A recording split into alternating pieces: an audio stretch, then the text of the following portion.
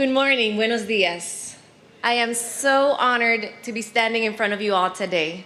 And I would like to thank Dr. Lambert, Board of Trustees, faculty, staff, special guests, parents, but especially you, the graduating class of 2017, for allowing me to be part of the conclusion of this very important chapter in your life. You have finally reached the light at the end of the tunnel. Buenos días. Es realmente para mí un honor poder estar aquí con todos ustedes esta mañana. Dr. Lambert, junta directiva, distinguidos profesores, invitados especiales, padres de familia, pero especialmente ustedes, graduados clase del 2017, muchísimas gracias por permitirme estar aquí con ustedes y ser parte de este último día de un capítulo tan importante en sus vidas. Hoy finalmente pueden decir que vieron la luz al final del túnel. Muchísimas gracias. About 6 months ago, I got a call from Dr. Lambert, 336 number, and as I was boarding a plane from LA to Miami, inviting me to be the commencement speaker. I remember I immediately said yes, without even thinking about how big of a responsibility this was. But ever since that phone call, I've thought about this moment every day, and I am so grateful to be here. I have to confess that even with 10 years of experience in television, writing stories and segments on a daily basis for Univision Network's morning show Despierta América, creating my travel blog Maity on the Go, and covering events worldwide, finding the right words to hopefully inspire you has not been an easy assignment.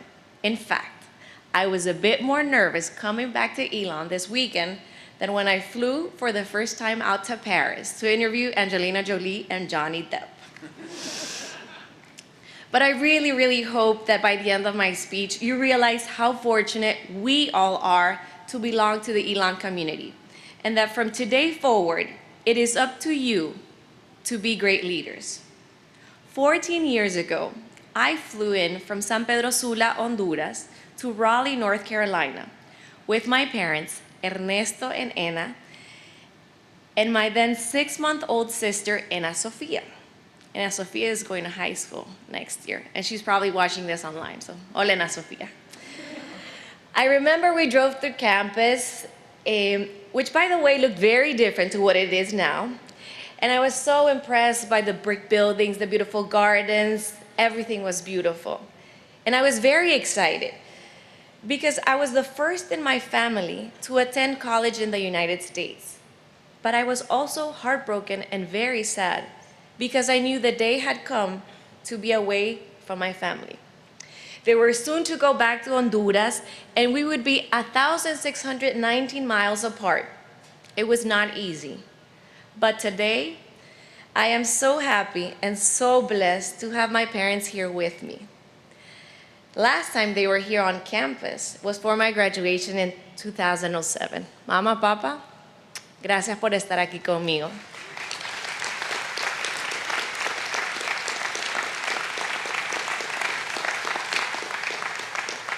Te quiero. In fact, I would like for all the parents of the graduating class to stand and be recognized on this day as well, because it is your day.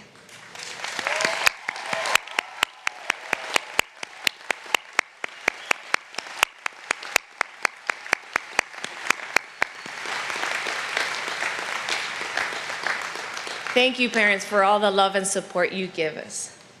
From day one, I was welcomed into the Elon family by marvelous human beings such as Silvia Muñoz, who not only gave me my first job on campus as a Spanish tutor to El Centro de Español, but she also became a friend, a sister, a confidant, and a mentor. John Keegan, Greg Sizer, Dr. Burnett, Dr. Hatcher, Dr. Connie Book, Professor Glenn, Jay McMurdy, Dean Parsons, to name just a few, are all part of the amazing faculty and staff who push you when you need it, but hold you back when you're going too fast. It was here where I had my first opportunity to be in a television studio, do my first reporting for Phoenix 14 and experiment live television as I gave the weather in English and en español, por supuesto. I can only imagine all the great things that you communication graduates sitting here today have accomplished during your time at Elon, and all the first times that will be happening in our just recently inaugurated Shar Hall and the Jane and Brian Williams studio.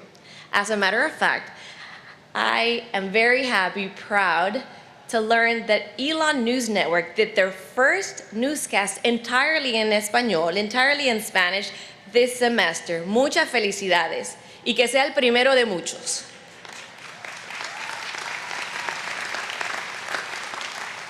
So thanks to all these opportunities, both academic and extracurricular, the summer before my junior year, I was able to intern for the company that I always dreamed of, Univision. And from that internship came other opportunities, including my current job as an on-air talent and correspondent for Univision, where I get to travel all over the world and do what I love to do the most, tell stories and report live as the news is happening. But you, class of 2017, are about to begin a new chapter in your life in which you will continue to learn, maybe not from your professors, but from colleagues and bosses. You will struggle to complete and meet deadlines, and you will stop getting grades in forms of letters, but instead, you will get grades in raises and promotions, and you might even get fired or laid off a few times. You will probably fall, fail, and have to reevaluate your purpose and professional goals, but that is fine, because this will only make you stronger. You will continue to make sacrifices, or as I like to call them, investments into your future. Spending time with my family, especially during the Christmas holidays, is important, essential, crucial, and non-negotiable for me. All year long, I wait to be back with the people that I love the most. And luckily, I've had a boss for whom family is a priority too. But December 2015, I was asked to work January 1st, hosting the Rose Parade from Pasadena, California. I don't know about you, but I grew up watching the Rose Parade, so when I was asked to host it, it was a dream come true. But that meant having to be in LA for New Year's and not in Honduras with my family. Having to go to bed, preferably before midnight, because the crew call for the Rose Parade is at 3 a.m. January 1st. I remember I had a sandwich, a glass of champagne in my hotel room and went to bed. Woke up at 2 a.m. and I happily hosted the show that a couple months afterwards awarded me my first Emmy. Without a doubt, this investment into my future allowed me to win one of the most prestigious awards a journalist can receive. So I guarantee you that in this new chapter, your professional chapter, you will experiment great satisfactions, both professional and personal. And most likely, you will also face disappointments and disillusionments. But it is up to you on how you act and react to everything that life throws at you. You have to choose your attitude every single day. And with the lessons you've learned here at Elon, your voice will make a difference. Some of you will be starting your jobs as soon as Monday. Others might still be searching for that opportunity, and that is okay too.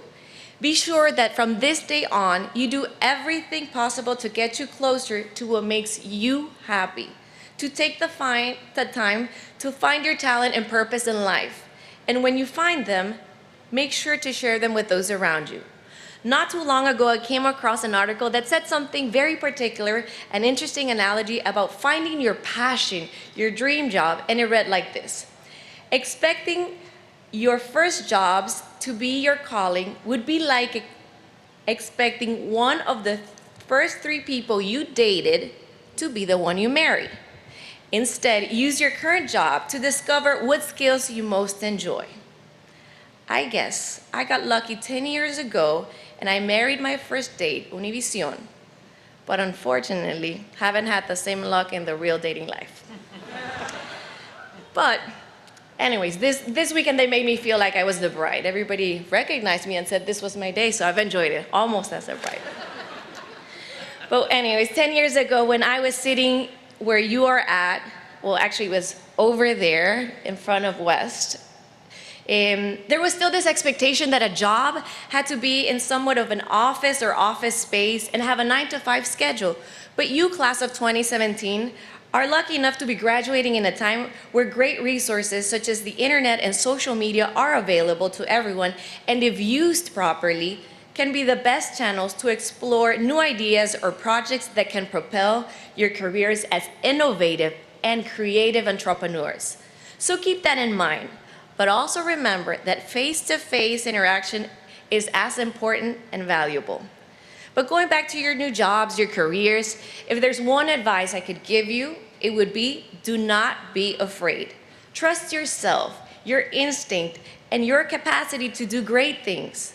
No task is too big or too small for you. Be humble, but ambitious in the pathway to success. Now more than ever, we see young people being fearless and pursuing their dreams. Some of the top companies such as Facebook, Snapchat, Instagram, Tinder were all created by young professionals. Take a look, for example, at this year's Forbes list of 30 under 30. For the 6th year in a row, 30 outstanding individuals less than 30 years old in 20 different categories, such as consumer tech, education, finance, media, venture capital, to name just a few, are chosen from around the world. Interestingly, this year, for the first time, they included immigrants and dorm room founders to the list of categories. It was about time. More than 15,000 nominations were submitted for these 600 spots.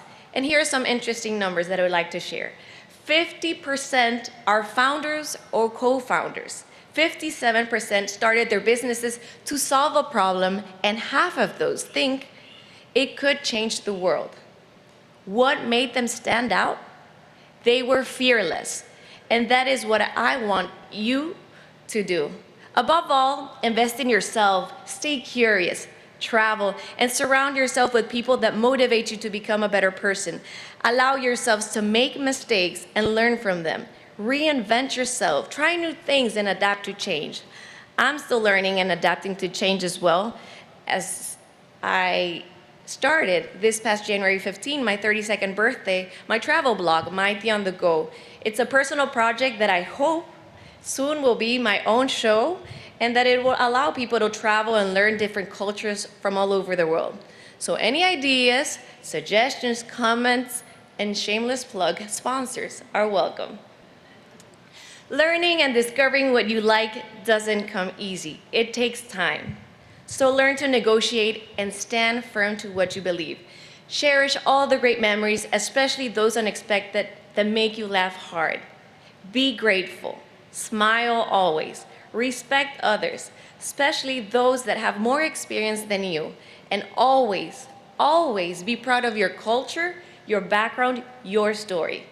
Get a mentor, become a mentor, because before you realize it, 10 years from now, or maybe even before, you will be standing here wishing the graduating class a successful future, and you will be creating an impact in other people's lives. So before you guys head off to celebrate, or continue celebrating, off to your new jobs, to that much-awaited vacation, or whatever it is that you decide to do starting this afternoon, I invite you all to make a list of all the great things you've learned and experienced during your time at Elon. Take the time to think and thank each one of them. Thank your parents and those who have been there for you. Remember to come back and give back to Elon and his community. Because just like Dr. Lambert says, and he told us this morning, you will leave Elon, but Elon will never leave you. And I have found this to be true.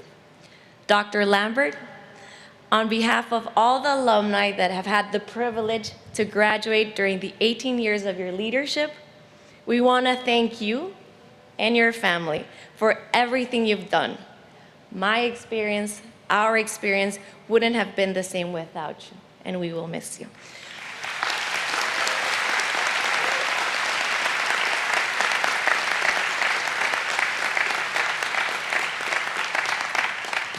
So fearless class of 2017, I look forward to seeing you and the journey that is about to begin. Muchísimas gracias. Go Elon!